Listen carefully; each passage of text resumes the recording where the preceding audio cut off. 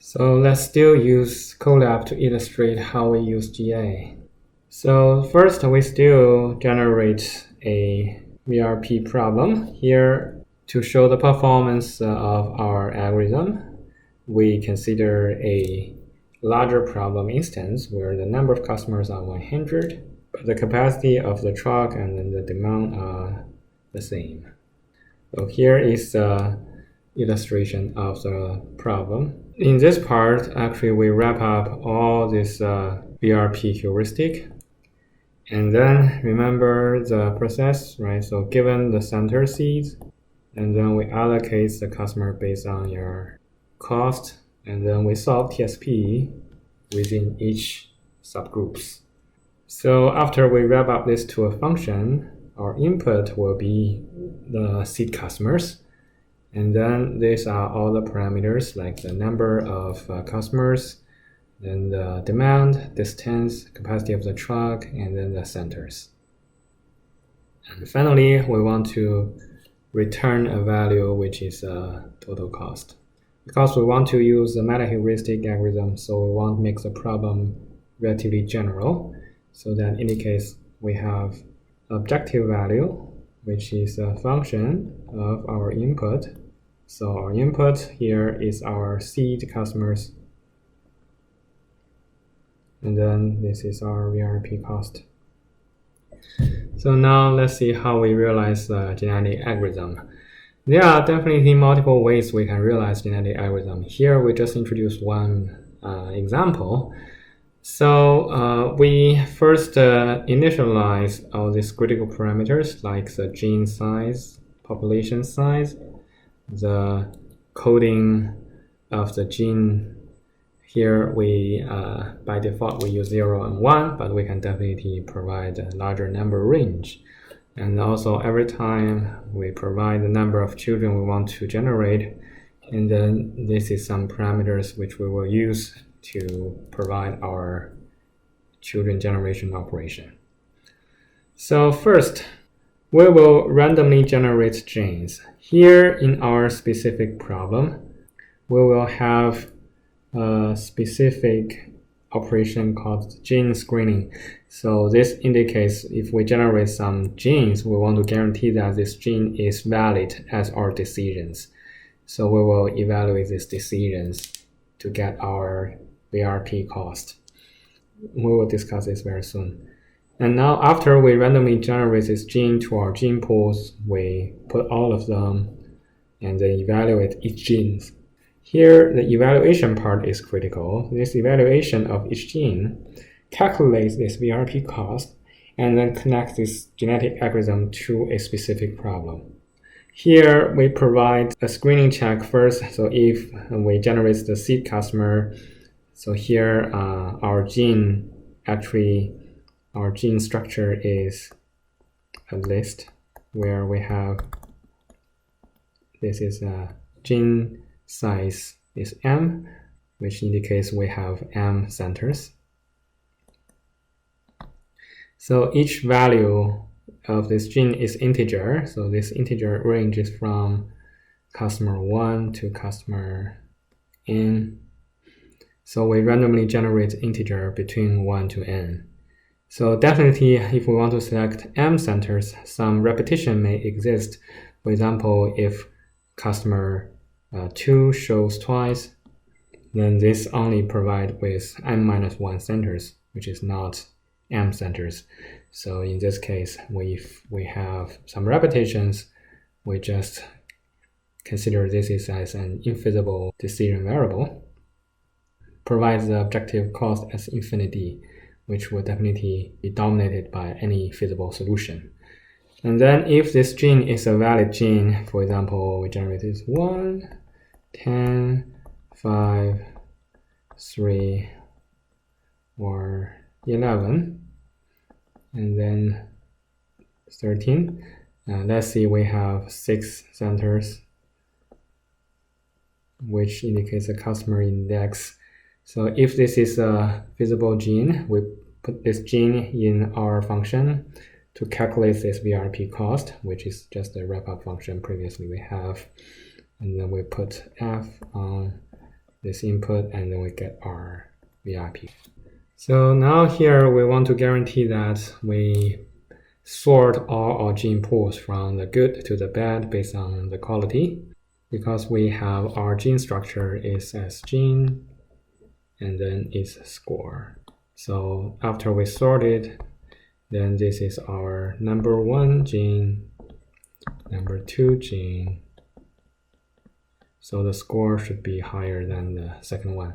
Here in particular, we want to minimize the cost. So we just interpret the score as a cost. So the cost of the first gene should be smaller than cost of the second gene, and then blah blah. So we sort all these genes, and then their cost will be increasing. And also we need to check that if the gene is unique, because if we have already a gene pool, and then if you generate some new genes which are exactly the same as previous genes, we want to remove that. So we have this function. So if we have existing gene from the gene pool, and then if the gene is exactly as a new generated gene, then we provide a signal that this is not unique gene. Then the very important part is the gene screening process that indicates if you have any repetition of the seed customers. Let's see, customer 2 and 2, they show multiple times, so this is not a valid gene. We will guarantee that this gene will not be added to our gene pool. So to achieve this, we will first get the set of these genes, then remove all these repetitions. So if we see that the length is the same, then we return that this gene is passed. But then if we have noticed after we remove the repetition, then the gene is shorter, then we know that there are something wrong. So we will just provide some adjustment on those genes with these overlaps. So we will just make sure we know how many repetitions occurs, and then we will randomly generate some seed customers in addition to guarantee there are M customers. And then we will use a recursion of this function. So we will keep generating and then screening the genes until finally that our gene can pass with every customer is not the same. So we can guarantee that there are M customer seeds selected for each gene. And now that is a critical step for generating the children. So here we will guarantee that a gene with higher score will be selected at a higher chance. To achieve this, which is very easy, we can have all these genes sorted based on their score. It's gene number 1, number 2, let's see, gene size.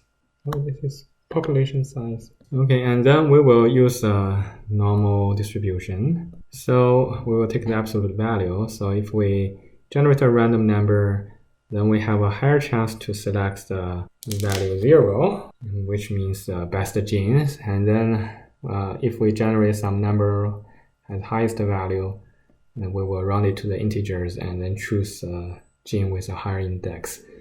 So we can control the variance of this normal distribution to guarantee that we can control the chance for those genes with higher score. So definitely we want to guarantee that the two parents selected are different. So here we add a screening check. If two ID are the same, then we will keep generating until they are not the same. And then after we generate two indexes, we will provide this gene and then make them as a parents, and then we can generate two children. And then here we will provide a crossover operations where we just screen on each genes. So we have parents genes, and then we just go from the beginning to the end. So if there's so our crossover probability here we assume is to be 30%. So that means there are 30% that the gene from the gene 1 and gene 2, they will swap. So from beginning to the end, at every step, we will just have a 30% chance that they swap their genes. So this is our crossover operation. And then definitely this is our mutation operation. So given that we have 20% chance, so for any parent genes and then for any place, then there's a chance that if it is like 20% chance that this will be changed to another number randomly. That's a mutation. And then after we do this crossover and then mutation, then we can have two genes. That's our children gene.